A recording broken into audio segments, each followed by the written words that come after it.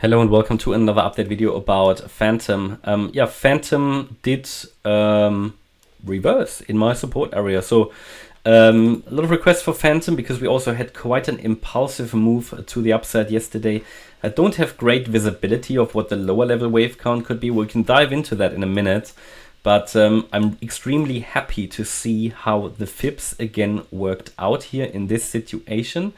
You will remember, I have to draw it like that we talked about that here when it came to the 50% fib level at 42.4 cents. This was sort of the area where it really needed to turn around. I allowed it to go all the way down to 39.2 cents in this case and still hold wave 4 support, which would still give us a highly likely wave 5.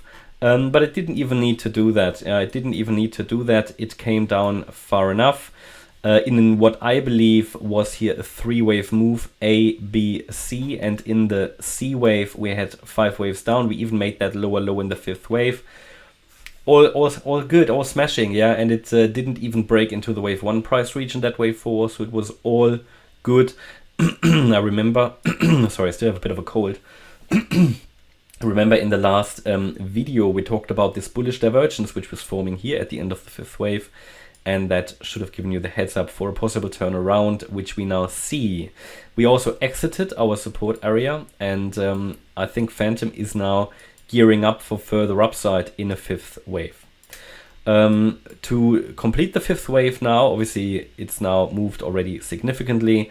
To complete the 5th wave, it needs to move above 65.7 cents. Now, what are highly likely targets? I think we looked at targets before. I think they're actually not too far away. The reason is that the wave 4 was quite deep, and typically the wave 3 was quite long as well. So when you see a long wave 3, it is normally, let's say, unlikely, at least not common, to see the 5th wave extended as well. So the 5th wave should theoretically reach just common targets. And if we talk about common targets here for the 5th wave, we've now reached the first one, actually, the 38.2 fib extension at 60 cents. Now, the whole point here is that the 60 cent level is useless, really, to determine the length of the 5th, because it is below the 3rd wave. So it's pointless a little bit. So I would not count this as the completion of the 5th if we end here. Ideally, we push higher. Maybe not in a straight line. We're going to talk about that in a little while.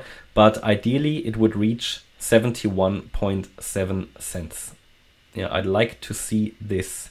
This is the 61.8 fib extension. It would be an ideal target for the 5th wave, or in a much more extended variant, which is possible. It could reach the 90 cent level. That's the 1-to-1 ratio, but only if we break through 72 cents here, the 61.8 extension. Now, one more way of measuring is if we just take the length of the wave 3, only of the wave 3, we go to the low of the 4th, but then we have to work with really strong extensions, and it's getting a bit pointless. So I wouldn't really use that. Yeah. To reach here the 90 cent level we just talked about, it would need to be the 500% extension of the length of the wave 1, which is a bit strange. So what you normally have is when the 3rd wave is extended, the 5th wave would most commonly have the same length as the wave 1. Now again, that's a bit pointless because it wouldn't give us 5 waves, so it needs to extend to a degree.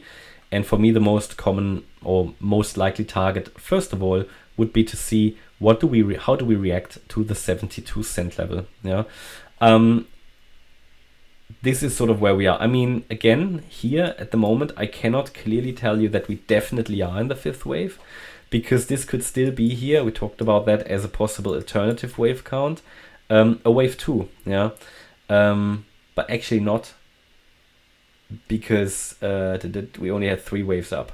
The only thing, if we come down now, break the previous low, then it would need to be probably here something like a 1-2 setup, and a 1-2 setup if we want to see it bullish, and then it should find support here at 29 cents. This is still a possibility. At the moment, it wouldn't be my primary expectation, but if I see what other coins are doing, I know that's a possibility. A 1-2-1-2 is always an option. It's not ideal, But for that point of view, to protect you from that, just set your stop loss below the last swing low here. Because I think if it goes below the last swing low again, it will come down quite a bit deeper. And then probably here to that, I would say the 28, 27 cent level would then be quite likely. Then we've got a 1, 2, 1, 2 setup and could still rally in a third wave. Or it breaks down completely, but that's why you had your stop loss in place. Because the problem is always when you only have 3 waves, it doesn't really give us a clear vision that the bear market has ended. Absolutely not. This could just still be what I've highlighted here, an ABC structure.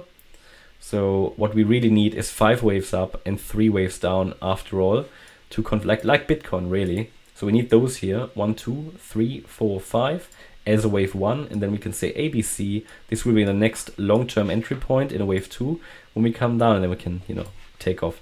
But yeah, for now, it's going in the right direction. Make sure that you might, don't want to say make sure you use a stop loss, but it's up to you. But if you entered somewhere here in the support zone, it might be wise. Depending on when you entered, you can move up your stop loss now. Because it was, I hope I was clear. I think I couldn't have been more clear in the videos in the last few days and weeks that I wouldn't be positioned on the short side here. So we were clearly sort of long, which if you've watched which positions I've opened as well. So if you've been positioned long anywhere in this area, you should be in profit anyway, even if you bought at the top. So I would encourage to take the risk out at this stage. If you trade at Fantom. From down here, it moved a whopping 40%. Now it's probably dropped a bit to maybe 35. Looking at the subwave structure here, I think we have to look at it, not entirely clear, but probably in a similar way to maybe Bitcoin, Ethereum, where we have a couple of 1-2 setups down here somewhere, a bit hidden.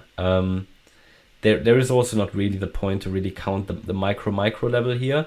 And it's also a bit of an odd structure here. The proportions aren't right to count a proper 5-wave move up yet. Could get away with a 1-2 here, maybe another 1-2 and another 1-2 maybe. And maybe here 3-4. That looks like a 4 with a triangle maybe. In some way, but probably not a triangle. But that's micro counting, Sometimes the structure is not clear enough to give you a high likelihood micro count here. Therefore, it looks like an extension. And at some point we need to be ready for a wave 2 pullback. So in that 5th wave, you will get 5 waves.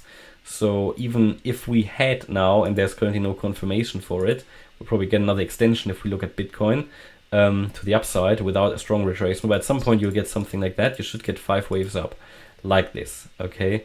Now, if we don't, then it will probably rally like Bitcoin just without stronger retracements. But that's the problem. If you don't have a lot of structure in the move, you can't really count the subwaves very accurately, or it will take hours and it won't really give you much of a benefit. So that's why we define these support areas here, and anybody who entered anywhere in here is now in profit, and that gives you the possibility to move up your stop loss really in profit, or at least to break even. You can just relax and watch it because the structure isn't entirely clear here. Short-term trend is very clearly up. Next resistances here is the B wave high at around 60. And then we've got the high at 65.5. If it breaks above that, then I think we can go to that 72 cent level first and maybe even 90. Okay, that's my update about Fantom.